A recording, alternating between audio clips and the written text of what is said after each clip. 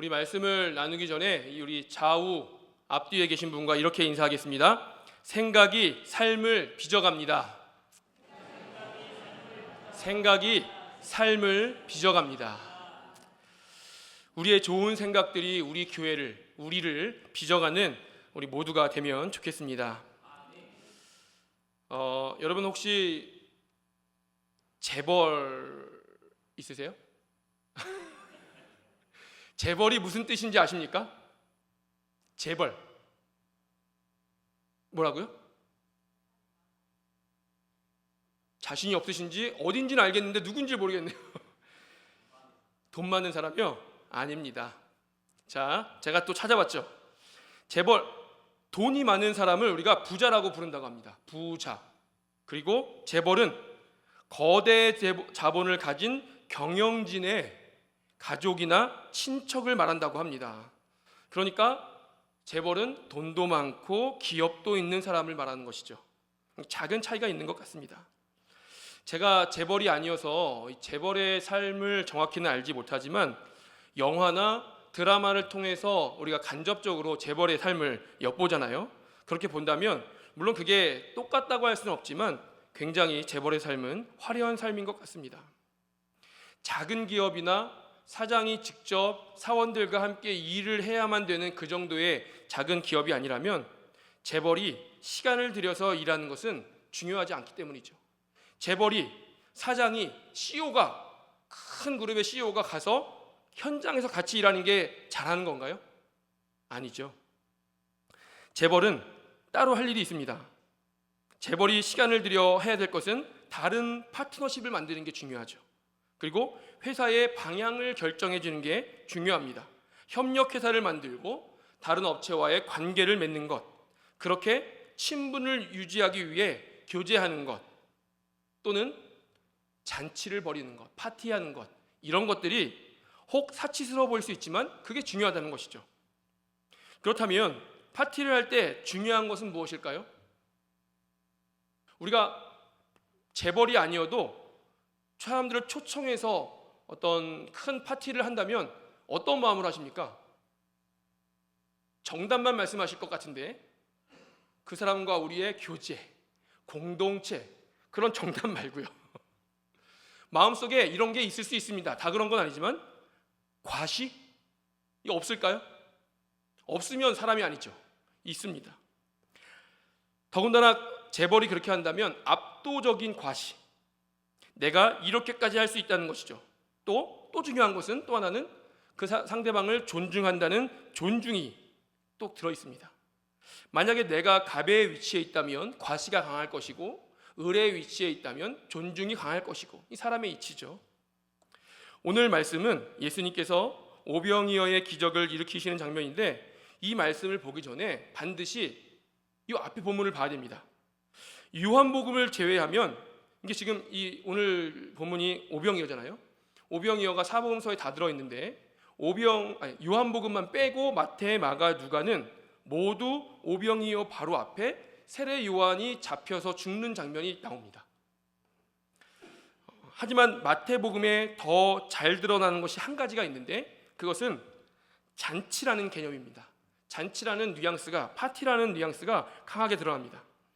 오늘 바로 앞 그 본문에 헤롯 대왕의 아들들 중에서 헤롯 대왕은 예수님 태어날 때 당시에 2살 이하의 아이는 다 죽여라 라고 했던 사람이죠. 헤롯 대왕의 아들들 중에서 헤롯 안티파스, 성경에는 헤롯 안디바라고 나오는데 제가 전에도 한번 설명드린 적 있지만 간단하게 설명드리면 헤롯 대왕은 수많은 자녀들이 있었고 아들들만 해도 굉장히 많았는데 그 중에서 3명의 아들이 이스라엘을 나눠서 다스렸습니다. 한번 보여주시죠. 잘 보이시나요?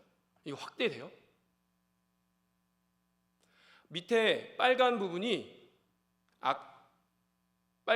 아켈라오라는 아들이 다스리는 곳이고 이 사람은 굉장히 잔인하고 포악한 사람이었습니다.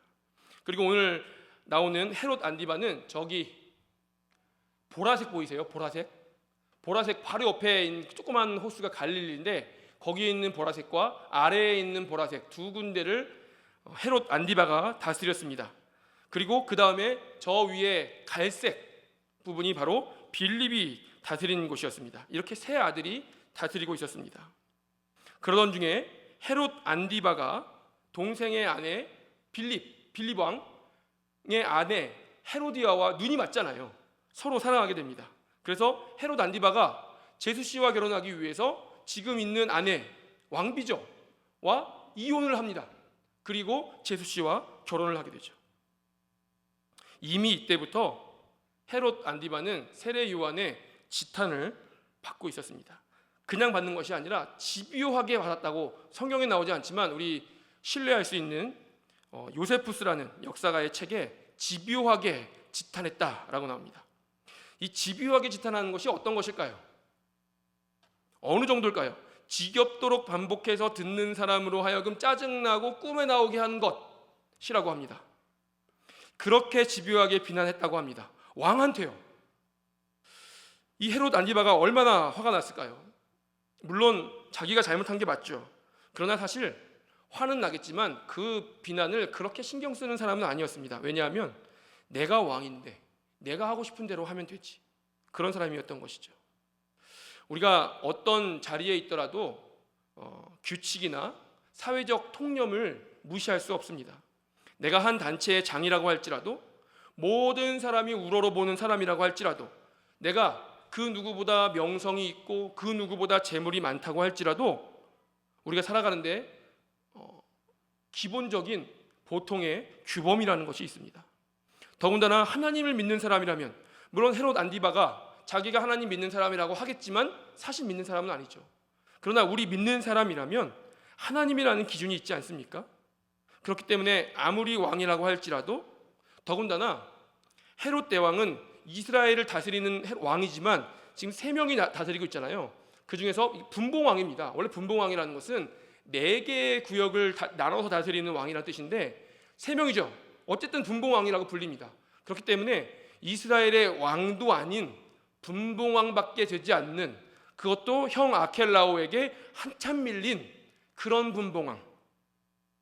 그렇기 때문에 분명히 성경을 통해서 우리가 볼 때 이 헤롯 안디바는 마음속에 자격지심이 있었을 것이고, 변방 갈릴리를 중심으로 통치하고 있기 때문에 그곳에서 더 권력을 남용하고 오버액션 했을 것입니다. 이 헤롯이 세례 요한을 얼마나 눈에 가시처럼 여겼을까요?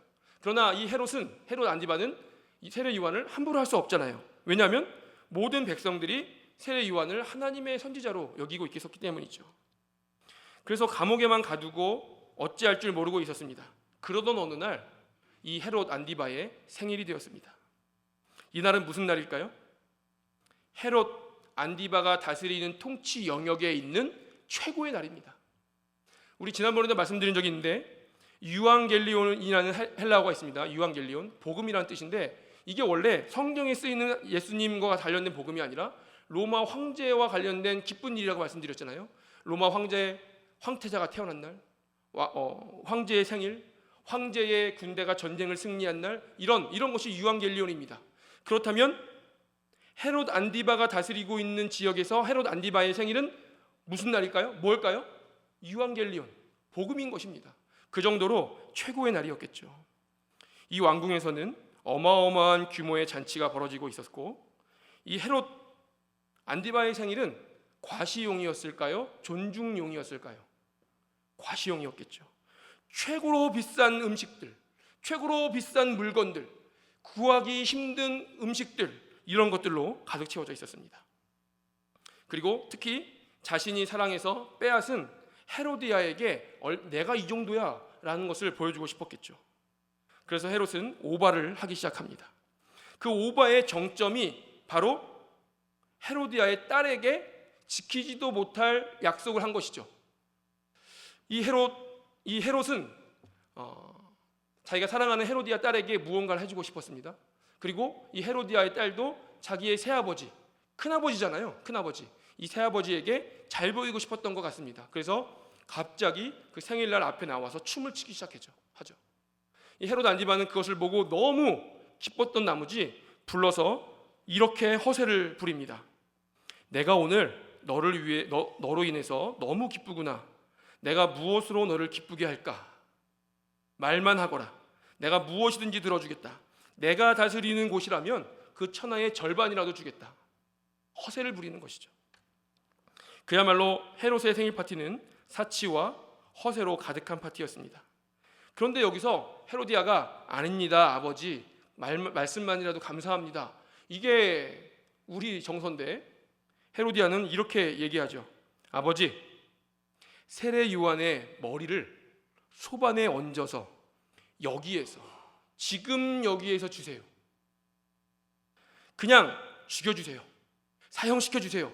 그런 것도 아니고 지금 소반에 얹어서 그 머리를 저에게 주십시오. 이 보통 사람이 아니죠. 아무리 엄마가 시켰다고 하더라도요. 헤롯 안디바의 생일 파티는 사치와 허세로 가득한 파티에서 아주 잔인하고 폭력적인 파티로 변질이 되고 맙니다. 지금 본문에서 말하고 싶은 것은 바로 이것입니다. 세상 권력자의 잔치라는 것이 이런 것이다. 폭력적인 것이고 허세가 가득한 것이고 사치스러운 것이고, 세상의 권력자들은 자신의 힘을 이용해서 충분히 사치스럽고 충분히 폭력적이고 충분히 잔인한 내가 할 수 있는 최대한의 것을 버리고 맙니다. 이것이 하나님의 뜻일까요? 하나님이 기뻐하시는 모습입니까? 하지만 그와 대조적으로 오늘 본문은 정반대의 모습을 보여줍니다. 예수님께서 배를 타시고 빈들로 가셨죠. 누가복음에는 이 빈들이 벳세다라고 나옵니다.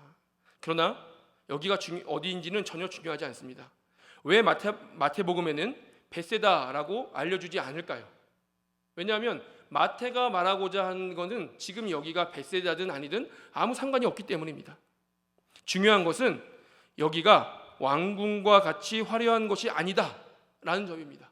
빈들이다라는 점입니다. 여기는 사방을 둘러봐도 아무것도 없습니다. 이것이 중요합니다.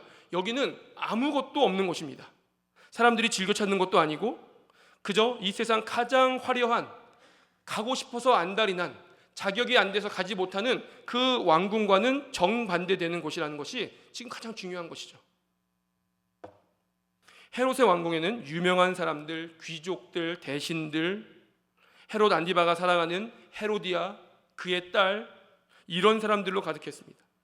그러나 예수님이 계시는 이 빈들은 가난한 사람들, 병든 사람들, 사회적으로 소외된 사람들, 이런 사람들로 가득했죠. 장정만 5천 명이 가득했죠. 그러나 이곳에서 무슨 일이 벌어지죠? 살인이 벌어집니까? 춤을 춥니까? 이곳에서 오병이어가 벌어지죠. 그런데 이 오병이어의 기적이 어떻게 일어납니까? 그 과정을 한번 살펴보겠습니다. 먼저 예수님이 이 빈들에 오셨다는 소식을 듣고 수많은 사람들이 몰려왔습니다. 이 모인 사람들의 주로 목적은 병고침을 받는 것이었습니다. 예수님은 그곳에서 하루 종일 병자들을 고치시고 하나님 나라에 대해서 가르치셨습니다. 이 사람들은 시간 가는 줄은 몰랐겠죠. 이때 제자들 중에 한 명이 말합니다. 선생님, 여기는 빈들입니다. 아무것도 없습니다. 날이 저물고 저녁이 되어 가는데 이 사람들에게 뭐라도 먹여야 되지 않겠습니까? 여기서는 아무것도 할 수 없으니 빨리 각자 집으로 돌아가라고 말해주세요. 이 말을 누가 했죠? 빌립이 했습니다. 그러나 다른 성경에는 빌립이라고 말하는데 마태복음에서는 왜 알려주지 않죠? 누구인지 중요하지 않기 때문입니다. 말하고자 하는 목적이 있습니다. 이 말을 빌립이 했든 베드로가 했든 가룟 유다가 했든 아무 상관없습니다. 중요한 것은 누군가가 이 말을 했다는 것이죠. 제가 축구를 좋아하는데 잘 하지는 못합니다. 그렇게 생겼죠? 동의의 웃음을 하시면 어떡해요? 잘 하지는 못하고요. 보는 것만 좋아합니다. 그리고 본다고 해도 제가 전문 지식이 있는 것도 아니고요. 하지만 좋아하기 때문에 조금은 들어서 동량만 있습니다. 한 번은 국가대표팀이 축구를 했습니다. 그리고 나서 친구를 만났는데 그 친구도 축구를 좋아하는 친구고 응원하는 팀도 같은 팀인 친구입니다. 그 친구랑 어제가 아니고요. 그때 말했을 당시에 어제 우리나라 축구대표팀 이야기를 하는데 어떤 이야기를 할까요? 예를 들면 이런 이야기입니다. 예를 들어서 야, 손흥민이 어제 그 찬스를 놓치더라. 손흥민이 그 상황에서 주로 왼발로 차는 걸 알고 수비가 준비를 많이 해왔더라. 왼쪽을 주로 막더라. 그래서 슛을 실패하고 그 공이 마침 반대편에 있는 이강인한테 가더라. 이강인은 주로 왼발을 잘 쓰는데 하필 머리 쪽으로 가더라. 이강인은 헤딩을 못하는데. 그래서 머리로 가서 헤딩해서 그 골을 못 넣었지. 이런 이야기를 주로 합니다. 그런데 제가 그 이야기를 하고 집에 와서 저희 아내한테 축구 이야기를 하고 싶어요. 저희 아내는 축구를 좋아할까요? 전혀 좋아하지 않습니다. 축구 좀 같이 보는 게 소원인데 한 번도 같이 본 적이 없어요. 그 친구한테 제가 저희 아내한테 제 친구한테 한 대로 축구 설명을 할까요? 그렇지 않습니다. 어제 우리나라 축구 대표팀이 축구를 했어. 관심이 이미 없죠. 그래서 제가 뭐라고 하냐면 잘 좀 하면 좋겠는데 답답하더라. 이기긴 이겼는데 다음부턴 속 시원하게 이기면 좋겠어. 이렇게 이야기하고 끝냅니다. 왜냐하면 그런 친구랑 한 말을 해봤자 듣지 않을 게 뻔하기 때문이죠. 듣는 사람에 따라 다르게 말합니다. 왜냐하면 제가 말하고자 하는 목적이 다르기 때문이죠. 성경도 마찬가지입니다. 똑같은 사건을 두고 말하는 사람에 따라 마태가 말했는가, 마가가 말했는가, 누가가 말했는가, 마태 공동체가 듣는가, 마가 공동체가 듣는가, 누가 듣느냐에 따라 또 다 다르죠. 오병이어를 똑같이 경험했지만 말하려고 하는 사람의 강조점이 다르고 듣는 사람의 환경이 다릅니다. 오늘 마태가 오병이어에 대해서 말하려고 하는데 이곳이 베세다인지 예수님께 그 말한 사람이 빌립인지 아무것도 중요하지 않습니다. 중요한 것은 왕궁에서는 화려하고 사치스러운 폭력적이고 잔인한 잔치가 벌어지고 있다는 것이고 그에 비해 예수님이 계시는 이곳에서는 잔치가 벌어지고 있는데 그것은 빈들이고 음식이 없고 빈곤한 잔치가 벌어지고 있다는 것입니다. 두 군데서 같은 나라 안에서 두 군데서 다른 잔치가 벌어지고 있는 것이죠. 공통점이 무엇입니까? 잔치가 벌어지고 있다는 것입니다. 지금 잔치가 벌어지고 있습니다. 헤롯이 있는 곳도 잔치가 벌어지고 있고 예수님이 계신 곳도 잔치가 벌어지고 있습니다. 우리가 사는 곳은 어디든지 잔치가 벌어지고 있습니다. 그러나 어디에서는 즐겁고 행복해 보이는 잔치 같지만 잔인하고 무도하고 화려하고 하나님이 기뻐하시지 않는 잔치고 한쪽에서는 사람들이 저게 무슨 잔치야 손가락질하고 인기 없고 가고 싶지 않은 곳 같지만 하나님의 잔치가 벌어지고 있는 것입니다. 우리의 잔치는 어떤 잔치입니까? 교회에서 벌어지는 잔치, 집에서 벌어지는 잔치, 직장에서 벌어지는 잔치, 지인을 만났을 때의 잔치. 우리가 있는 곳에서 어떤 잔치가 벌어집니까? 남들이 좋아하지 않더라도, 남들이 함께하고 싶지 않더라도 중요한 것은 우리 안에서도 오병이어의 잔치가 벌어져야 된다는 것입니다. 헤롯 왕궁과 같은 잔치가 아니라 하나님이 기뻐하시는, 비록 빈들이라 할지라도 먹을 것이 없어서 집으로 돌려보내야 할지라도 우리 삶이 이 빈들과 같은 잔치가 되어야 된다는 것입니다. 어떤 사람은 똑같이 이 세상을 살아가면서 또 어떤 사람은 똑같이 신앙생활을 하면서 또 어떤 사람은 똑같이 봉사하면서 하나님 나라의 잔치를 맛보는 사람이 있습니다. 그러나 어떤 사람은 아무리 예배를 드려도 아무리 신앙생활을 해도 또 아무리 세상에서 호의호식을 한다고 할지라도 결핍되어 보이는 사람이 있습니다. 하나님이 느껴지지 않습니다. 아무리 잔치자리에 와 있어도 이방인 같은 사람이 있습니다. 우리는 어떤 잔치를 경험하고 있습니까? 제가 예전에 신학교 가기 전에 중고등학교 때 저희 시골 동네에서 중고등부 교회를 나오지 않는 중고등 학생들이 거의 없었습니다. 거의 다 나왔었습니다. 대부분이 교회를 출석하는데 사실 저는 교만해서 그런지 그들 중에 진짜로 교회 다니는 사람은 별로 없다고 생각했었는데 하지만 많은 학생들이 교회에 나오고 열심히 하고 있었습니다.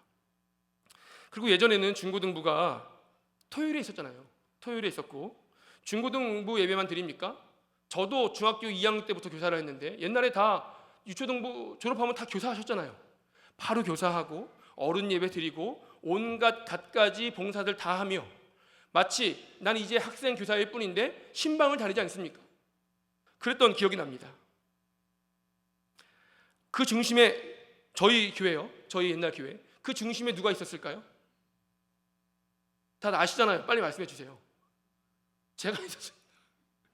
이게 제가 말하기 민망한데 제가 있었습니다. 제가 잘났기 때문이 아니라 그렇게 키워졌습니다. 부모님이 그렇게 키우셔서 학교 끝나면 집에 안 가고 교회 가고, 잘 때나 되어서 집에 가고, 집에 먼저 가도 교회 가고, 교회에서 놀고. 다들 그러시지 않았습니까? 저만 그러지 않았잖아요. 다들 소시적에 그러셨잖아요. 그렇게 했습니다. 방학만 하면 뭐 할까요? 바로 교회 가서 수련회 준비하잖아요. 누가 우리 어릴 때 전도사님 목사님이 수련회 준비합니까? 학생들이 수련회 준비하지. 다 우리가 기도회하고, 우리가 수련회 준비하고, 또 끝나고 나면 가을 되면 또 문학의 밤 준비하고, 다 그렇지 않았습니까? 기타 치고 찬양했고, 우리가 기도 인도하고. 그런데 그렇게 함께 했던 친구들이, 그렇게 열심히 했던 친구들이 대학을 가고 취업을 준비하고 하면서 계속해서 한 명씩 교회 출석하는 친구들이 없어졌습니다. 다 한 동네 친구들이니까 그 당시에 교회 왔던 모든 친구들이 이제 교회는 나오지 않지만 밖에서 모여도 다 모입니다. 다 부릅니다. 그러면 가보면 예전에 교회에서 모였던 그대로 지금 모이고 있는 것이죠. 멤버들은 그대로고, 그 사람들 그대로고, 모이던 장소만 달라졌는데, 그때는 저는 개인적으로 편했고 좋았고 즐겁고 그랬는데, 그대로 그 친구들 그대로인데 지금은 불편하고 가기 싫고 적응 안 되고 그런 모임입니다. 왜일까요? 다른 잔치이기 때문이죠. 다른 잔치이기 때문입니다. 모이는 사람은 같은데 한쪽은 헤롯의 잔치고 한쪽은 예수님의 잔치이기 때문입니다. 저는 지금 교회에서 모인다고 모두 그 모임이 예수님 잔치라고 말하는 것은 아닙니다. 그러나 적어도 교회에서 모이는 것이 더 예수님의 잔치이고, 그 교회에서 모이는 모임도 더 예수님의 잔치가 되기 위해서 노력하는 것이 우리의 신앙생활이죠. 우리는 어떤 잔치에 속한 사람입니까? 어떤 잔치를 선호하는 사람입니까? 다시 한번 질문 드려보겠습니다. 우리는 누구입니까? 헤롯의 잔치가 아니라 예수님의 잔치를 선호하는 저와 여러분 되시기 원합니다. 헤롯의 길을 걷는 것이 아니라, 화려하고 사치스럽고 권력 있는 길을 걷는 것이 아니라 빈들을 찾아가는 저와 여러분 되시기 원합니다. 빈들이어야 비로소 예수님을 만날 수 있습니다. 빈들에서 나를 비워내야 이 안에 예수님이 들어오실 공간이 생기는 것입니다. 그것이 우리가 가야 할 길이고, 예수님의 잔치에 참여하기를 힘쓰는 저와 여러분 되시기 원합니다. 하나님, 은혜를 감사드립니다. 오늘도 수요 예배 나와서 우리가 함께 예배하고 말씀 들으며 하나님께 영광 돌리게 하심을 감사드립니다. 작은 순간순간마다 하나님을 경험하게 도와주시고, 예민하게 하나님을 느끼게 도와주시고, 우리가 날마다 빈들의 잔치, 예수님의 잔치를 만나게 도와주시고, 그 길을 추구하게 도와주시고, 그곳에 백성이 될 수 있도록 함께하여 주시옵소서.